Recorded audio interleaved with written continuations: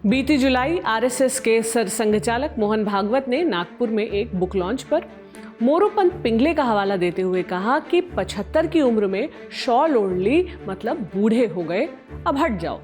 ये बात पीएम नरेंद्र मोदी और मोहन भागवत दोनों के सितंबर 2025 में 75 साल पूरे करने के साथ जोड़कर लोग देख रहे हैं। विपक्षी नेताओं जयराम रमेश और संजय राउत ने तो इसे मोदी के रिटायरमेंट का इशारा तक बता दिया। फिर अगस्त में हुए आरएसएस के शताब्दी समारोह में भागवत ने साफ किया कि अगर जरूरत पड़ी तो वो 80 की उम्र में भी संगठन के लिए काम करेंगे। फिर भी इस बात को जितना घिसा जा सकता था घिसा गया। 2009 से आरएसएस का दारोमदार संभाल रहे मोहन भागवत का हर शब्द का भारतीय राजनीति में महत्व होता है, लेकिन क्यों? इस बात को समझने के लिए थोड़ा पीछे जाना पड़ेगा। 2009 में जब मोहन भागवत आरएसएस के सरसंघचालक बने थे, तब इंडिया टुडे मैगजीन में प्रभु चावला ने उनकी यात्रा बताई थी।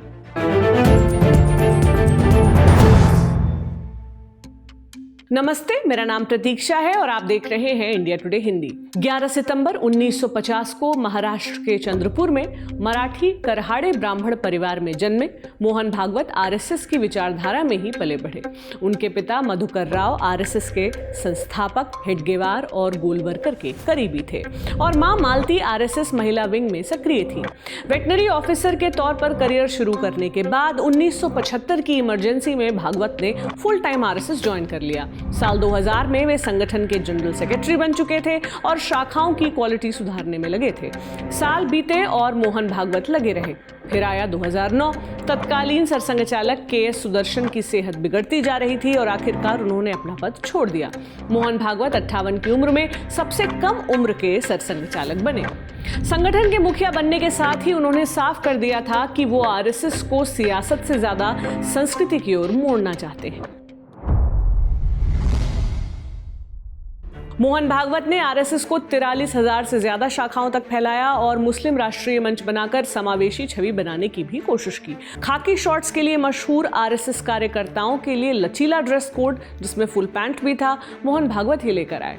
दलित आदिवासियों को हिंदुत्व से जोड़ने का उनका प्लान दरअसल आरएसएस से जोड़ने का था, जो काफी हद तक सफल भी हुआ। बतौर आरएसएस सरसंघचालक मोहन भागवत को पहली बड़ी उपलब्धि 2013 में हाथ लगी, जब आडवाणी और आरएसएस के बीच पुराना टकराव सुलझ गया। दरअसल आडवाणी ने जिन्ना की कब्र पर जाकर उन्हें सेक्युलर बताया था, जिसके बाद तत्कालीन प्रमुख के.एस. सुदर्शन ने उनसे इस्तीफा मांग लिया था। इस अदावत के सुलझने के बाद आरएसएस का बीजेपी पर प्रभाव और मजबूत हो गया। हालांकि यही वो दौर था जब नरेंद्र मोदी का बीजेपी में कद मजबूत हो चला था। आरएसएस की मेहनत से बीजेपी को 2014 और 2019 में जीत मिली, जिसमें नितिन गडकरी और अमित शाह केंद्रीय राजनीति में उभर कर आए और आज भी बरकरार हैं। मोहन भागवत का संगठन में उदय विवादों से अछूता नहीं रहा है। 2015 में उन्होंने बयान दिया कि मदर टेरेसा का काम धर्मांतरण के लिए था। मदर टेरेसा जैसी सेवा यहाँ हो गई, मैं कहता हूँ मदर टेरेसा जैसी सेवा यहाँ नहीं हो। तो सेवा बहुत अच्छी होती होगी वहां, लेकिन एक पीछे एक उद्देश्य रहता था कि जो सेवा जिसकी होती है वो कृतज्ञता से ईसाई बन जाए। कोई किसी को ईसाई बनाना चाहे न बनाना चाहे उसका प्रश्न। इस बयान ने मोहन भागवत की अल्पसंख्यक विरोधी छवि को हवा दी। मदर टेरेसा सिर्फ ईसाइयों के, सिर्फ क्रिश्चियन के नहीं मां थी, पूरे विश्व के रोल मॉडल थी मदर टेरेसा। और अब पूछना है, ये जो ऑक्शन सूट साहब खाकी शॉर्ट्स वालों को क्या कहेंगे? Condemn condemn condemn. देखिए, आरएसएस के लोग बहुत ही उल जलूल टिप्पणियां रोज कर रहे हैं। ये हिंदुस्तान के प्रधानमंत्री की जिम्मेदारी है कि इन संगठनों को, उनसे जुड़े हुए लोगों के जो बयान आ रहे हैं उन पर रोक लगाएं। वहीं 2019 में गोलवरकर की किताब से दूरी बनाकर उन्होंने आरएसएस की छवि नरम करनी चाहिए, मगर उल्टा विवाद ही उनके गले पड़ गया। मोहन भागवत ने कहा था कि आरएसएस किसी एक विचारधारा या व्यक्ति तक सीमित नहीं है। उन्होंने जोर देकर कहा कि आरएसएस का मूल सिद्धांत यह है कि भारत एक हिंदू राष्ट्र है। ये बात संगठन के लिए अटल है, मगर ना तो इसे किसी खास विचारधारा में बांधा जाना चाहिए और ना ही एम.एस. गोलवरकर की किताब बंच ऑफ थॉट्स के ढांचे में। इसके अलावा 2021 का अखंड भारत बयान और 2024 में मोदी की जनसंख्या नियंत्रण नीति से टकराने वाले 3 चाइल्ड पॉलिसी के समर्थन ने सवाल खड़े किए। इससे पहले 2022 में मालेगांव ब्लास्ट केस में मोहन भागवत के नाम आने पर विपक्ष ने इसे खूब भुनाया था। 2024 के लोकसभा चुनावों के पहले भी आरएसएस और बीजेपी के बीच सब कुछ ठीक ना होने पर खूब चर्चा हुई और कई एक्सपर्ट्स ने तो यहां तक कहा कि आरएसएस से मुंह मोड़ने की वजह से ही बीजेपी बहुमत नहीं पा सकी। फिर 2025 में रिटायरमेंट वाला बयान और जेपी नड्डा की बीजेपी के स्वायत्त होने की बात ने आरएसएस बीजेपी में तनाव दिखाया। भागवत की हिंदू राष्ट्र की बात समावेशी होने का दावा तो करती है, मगर सांप्रदायिक हिंसा और आर्थिक असमानता पर उनकी चुप्पी सवाल उठाती आई है। मोहन भागवत जी का जो कार्यकाल है पिछले 16 साल से, उसमें दो बड़ी चीज़ें जो हैं वो हम निकाल सकते हैं जब हम उनका कंपैरिजन करें पिछले जितने भी सरसंघचालक रहे हैं। एक तो इन्होंने संघ को फॉरवर्ड लुकिंग बनाया है और कंटेम्प्रेरी जो इश्यूज़ हैं उसके ऊपर संघ ने टाइम से अपना ओपिनियन भी बनाया है और ओपिनियन को पब्लिकली जो है जाहिर भी किया है। वो चाहे स्वदेशी को लेकर हो, वो चाहे जो यूथ को अपील करते हुए इश्यूज़ हैं, जो लेगेसी इश्यूज़ हैं राम मंदिर को लेके, यूसीसी को लेकर और धारा 370 की एब्रोगेशन को लेकर, वो सारे इश्यूज़ को लेके प्रखर रही है संघ। और उसके बाद जो यंगस्टर्स में प्रेवलेंट इश्यूज़ थे 377 जो होमोसेक्सुअलिटी जैसे सेंसिटिव इश्यूज़ थे, परिवार को लेकर जो सेंसिटिव इश्यूज़ हैं, उसके ऊपर भी अपनी आइडियोलॉजी से इतर उतर होने के बजाय अपने जो लाइन है उसको कंटेम्प्रेरी बनाया और उसको आर्टिकुलेट किया यंगर जनरेशन को लेकर।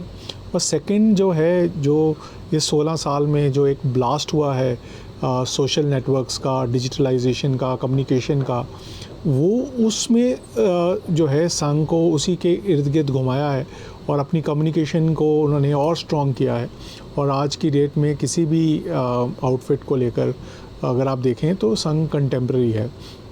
और जो दूसरा सबसे बड़ा इनका कार्यकाल में चीज़ रही है वो ये रही है कि भाजपा जो संघ का पॉलिटिकल एफिलिएट है एक तरीके का, वो तकरीबन 11 साल से सत्ता में है और उसने अपनी जो ग्रिप है पॉलिटिकल डिस्कोर्स में वो बहुत सॉलिड करी है।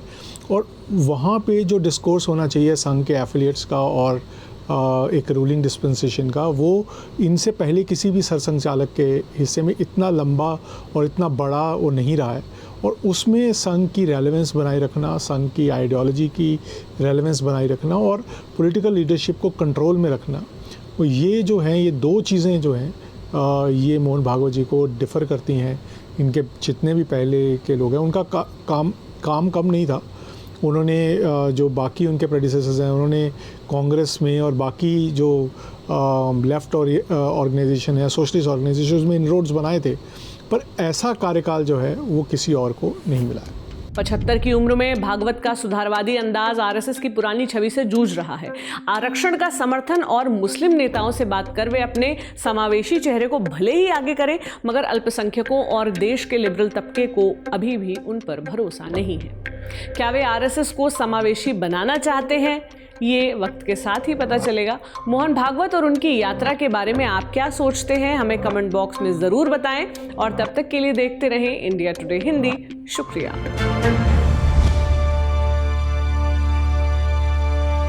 इसी तरह की तसल्ली से भरी हुई एक्सक्लूसिव रिपोर्ट्स देखने के लिए सब्सक्राइब करें इंडिया टुडे हिंदी का यूट्यूब चैनल और बेल आइकन जरूर प्रेस करें ताकि वीडियो अपलोड होते ही आपको खबर हो जाए।